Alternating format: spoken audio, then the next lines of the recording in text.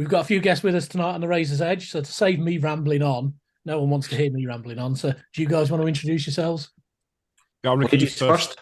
Ladies first. That's why I said you first. But anyway, it's Shells from Moshville Times. And I am here with my colleague, Yes. maybe a friend, I'm not too sure. I don't think we can get that personal yet. But yes, I'm Ricky of Moshville Times. I'm the guy up here in Scotland that nobody can understand what I'm saying. So I'll speak slowly tonight for you guys. Pardon? Don't be cheeky. So on December the 10th, you guys at Moshville, you're putting on WinterFest at Ivory Blacks in Glasgow, headlined by Dog Tired. So how and why did you at Moshville Times decide to put on this mini festival?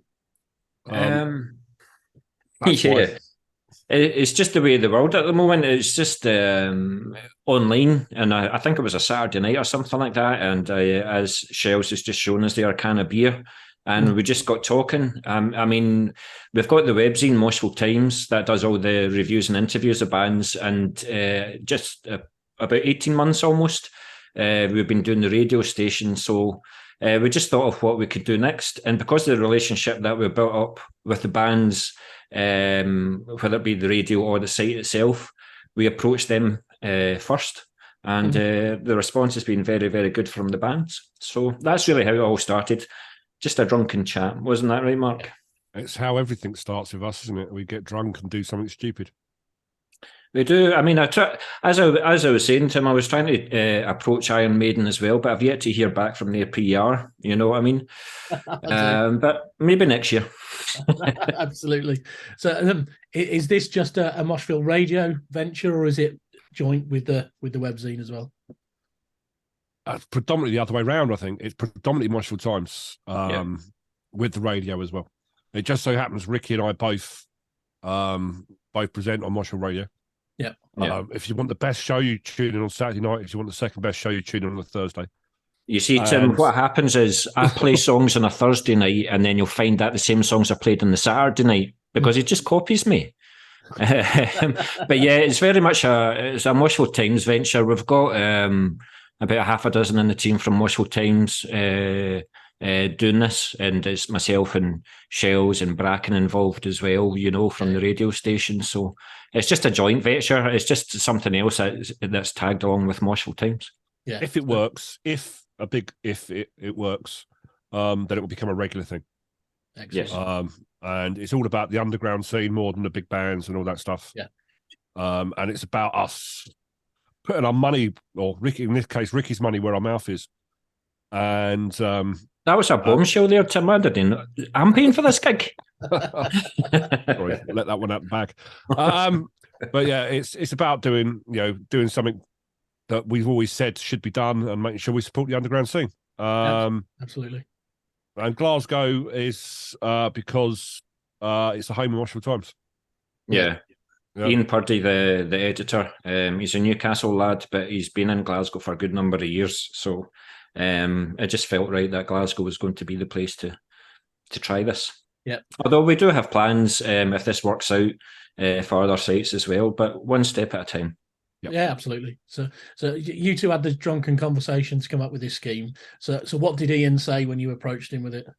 No. The exact words in the chat were "fuck yes." Yeah. It just seems like the next step to do. I mean, anything that he feels that's good for the site that he has built, it's his baby. Anything that's good for the site and good for our reputation, he's more than happy to do. If he didn't feel it was right, we wouldn't have done anything like this. But he's going to be there on the 10th, and he's fully behind us, and he does what he can to help. Yeah. So you already mentioned Iron Maiden haven't responded to you for this. So how did you go about selecting the bands for the lineup? It was just, again, more drunken chats. But a lot of the bands that are on the bill, we've interviewed previously, some more than a few times. We've played them on the radio station, whether it's on the number one show or whether it's on Mark's show.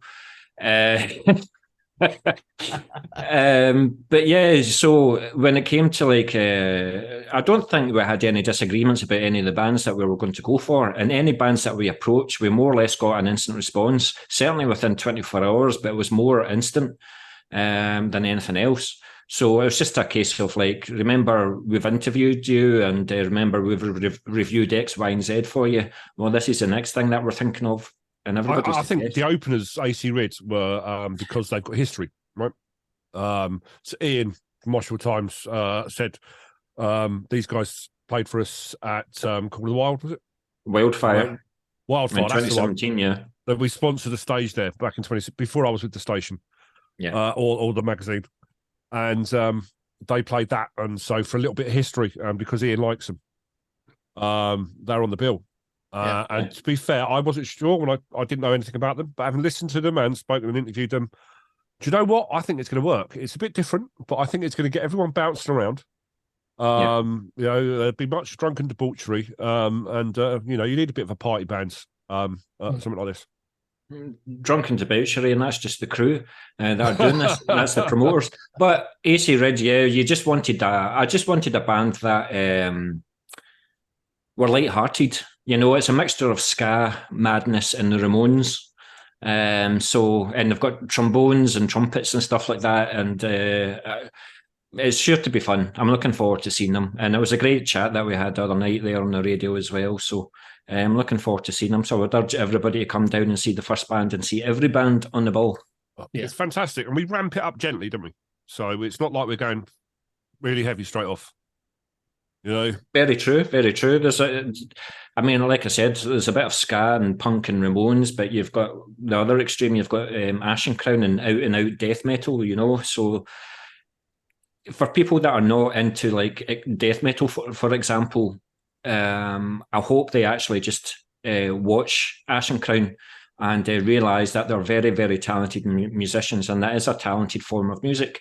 Whether they buy their CD after the show, who's to know? But I just hope that they appreciate. I just hope they appreciate all the bands that are on show. Yeah, and talking about the lineup, then, so you've got Dog Tired as your headliners, Ashen Crown, you've already mentioned them, Footprints in the Custard, and A Ritual Spirit, and all of those bands have played Bloodstock at least once. Ashen Crown twice, I think Dog Tired twice as well. So you've got quite a pedigree on that lineup. Absolutely. We've got Head of the Traitor as well, who I've pretty much followed from the beginning. It was just it was a night with Mr. Daniels, watching Slam Worldwide, and it just came up like Scottish deathcore. And I went, how have we listened to this? And they've just blown me away since then. So when it came to asking them to play, they were like, absolutely. So... but like you say, we've got a very, very strong band. I mean, we recognise that it's a tough time for everybody. But when we're only asking for £12.50 to see 6 quality bands, make it your Christmas night out. In fact, bring your work colleagues to the night out as well. So all good. Yeah, your managing director will love it. Yeah. I think personally, like Ricky said, £12.50 for 6 bands of this quality. We can't say it's been cheap to book them particularly either, can we? For when you're talking about an underground gig. Yeah. So our motto is everybody gets something. So it's got to be done properly. If you are coming along, maybe stick a few extra quid in your pocket to buy people some merch for Christmas, because we don't charge anything for the bands or the merch. It all goes to the bands. Good. It's great. We've also just it hasn't been announced yet, so this is an exclusive to you guys. We've just been sponsored by Moomin Merchandise. So there might be a few little bits of merch about, you never know, from us as well. But that's all to be announced properly very, very soon. Excellent. Good. So you're on a big promotion push now. You're talking to me. So you hit the bottom of the barrel. So how are ticket sales going for the event? Yeah, they're going quite well. I mean, if you said that I would be doing this a year ago, I would have laughed at you. So to have the amount of people that are going to be going and to have the bands that we've got playing, I just can't believe it. So, but yes, there's still room for tickets if you want tickets. They're on par for what we wanted at the moment, aren't they? Tickets, yeah. And so we kind of, that gentle ramp up that you're hoping for towards the end. That's starting to happen. Yeah. And we've we know a lot of people that are turning up nearer a day as well that haven't bought the tickets yet. So make sure you do, because we are talking to lots of people. If you do sell out, you're going to look them up here when you're still outside in the cold. But I mean, that was it. I mean, I was at a gig on Friday and Saturday night there, and I made a point in asking about walk-ins as well. So you can do all the promotion left, right, and centre, but people just turn up on the night, and that's equally as good. But if you're looking for tickets, you just go onto like Moshville Times website, or you can go onto Moshville WinterFest Facebook page, or you can contact myself, Ricky of Moshville Times, or contact Shelley. Just type Moshville WinterFest into Google. There are all sorts of sites where it will link you through to our tickets. Yeah. We're all over the place now. Don't just type Winterfest. You get some very other weird things coming up. So Moshville Winterfest. Yeah. And you'll get there. And Ivory Blacks as well. It's a bit of an iconic venue. When we got offered Ivory Blacks, it was a kind of yes straight away. We don't want to go huge straight away. The whole point of this is it's undergrounds. We don't want a venue with 1,000 people and overstretch ourselves and completely lose Ricky's house. Yeah. We want to keep it small to start with and build up. And the more we do, the more people support us, the more we support them back. So if you're in a band and you do come along, come and say hello, because we will remember that. If you've come and supported us and you made a point of saying hello, that's the sort of things we remember in the future. And you can always maybe talk yourself into a little spot on the radio at some point for us as well. So that's all good. Yeah, absolutely. So you've mentioned it a couple of times, Ricky, throughout this conversation about how tough it is at the moment. So not wanting to dwell on negatives or bring up any negatives, but Gav from Damnation Fest, he's a Glaswegian. He lives in Glasgow, but he's on the record as saying he wouldn't put Damnation on in Glasgow because he struggles to sell tickets up there. So when you put this on and you booked Glasgow, obviously it's Moshville's home, but did you have any concerns about being able to shift the tickets? I'd imagine every promoter does. But I mean, pre-COVID, Glasgow can sometimes be a fickle crowd. Pre-COVID, you can play to 20, 30 people. But I think since COVID, people are realising that they can see their bands again, and they're just desperate to go to gigs. I mean, like I said, I was in Glasgow, you can have 3-4 gigs on at the same night. But I saw Fulci on Friday night at Ivory Blacks, and there was 200 people there. And I saw God Eater release their new album, and there was about 150 there. So there's definitely a market there, absolutely. So that's what we're aiming for. But yes, of course, we're all struggling at the moment. But I think a big festival like Damnation would struggle because it's more of the smaller venues. That can do it. If we were going to get bigger, I think we'd have to think about moving down towards the place where everything seems to happen, down towards Manchester or something like that. But at the moment, Glasgow's the home. We wanted to do the first one there. It's important to us to pay back Ian and Moshville Times to do the first one in Glasgow, regardless of everything else. Yeah, absolutely. Because it felt like it was a little coming home. For the magazine.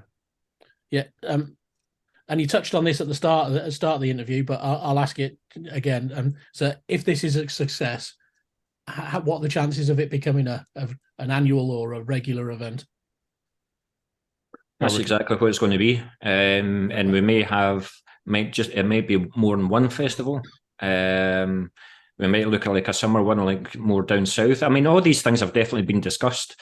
We just want to see how well this one goes first. But I mean, there's been many drunken nights where we've talked about this online already. We've got all sorts of plans, all sorts of fingers in pies and collaborations with other promoters, potentially in the cards and all sorts of things.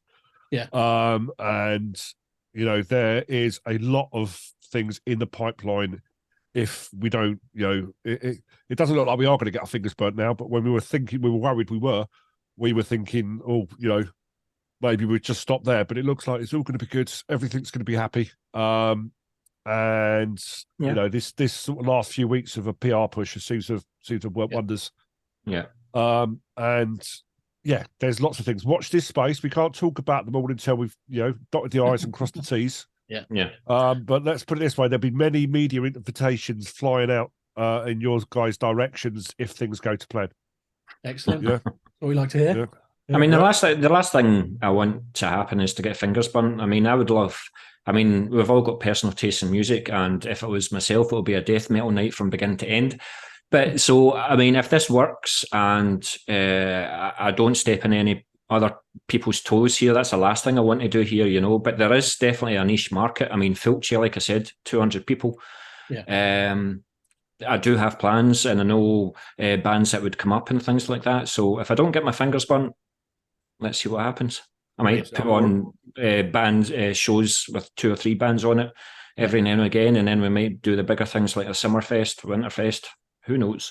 I've been spoken to about a 2-day Summerfest down where I am as a potential, but it's all potential at the moment. There's nothing cast in iron. Yeah. So it'd be camping, the lot, everything, but it will still be an underground festival. So let's just wait and see how things go, how the scene goes, and how we get through this winter with the dreaded COVID. Yeah. And all that stuff as well, because that's always a big impact. And this is our first winter not in lockdown.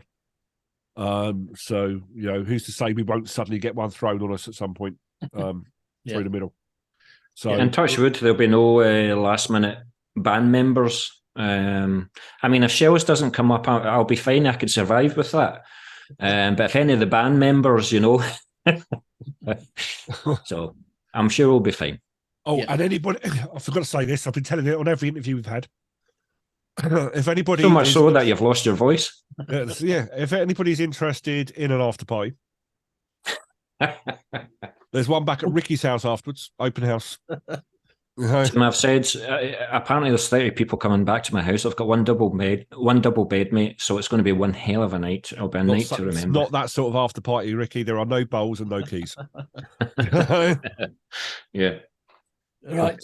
So we're 2 weeks away now, or just under 2 weeks away. So you've already mentioned it, but for all of the listeners, where can they go and buy tickets in the run up to this? Google Moshville Winterfest. There are a multitude of sites we've set up. With all the various selling sites and gig sites and stuff like that. They all have tickets. I'm looking at Ents 24 now. That, for instance, that's got us on there. And there are many like that. Or you can just go to the Moshville Times website. There is an event link there that will take you through to the actual event itself. You can buy a ticket. There may even be a website thrown up any day now because I've meant to phone up for ages, but I'm terrible at crap like that.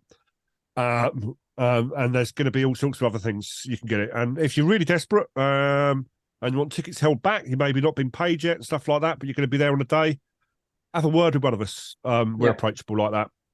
So just get in touch with one of the team. Absolutely. Yeah. And also, there is a radio show that's going to be going out later on tonight that we're going to be giving away a few tickets on as well. So not on our station for once, on somebody else's. So, these people will be getting tickets and we push it out on there. Just make sure you follow all our socials because there might be a giveaway here and there up until the run of the festival. Brilliant.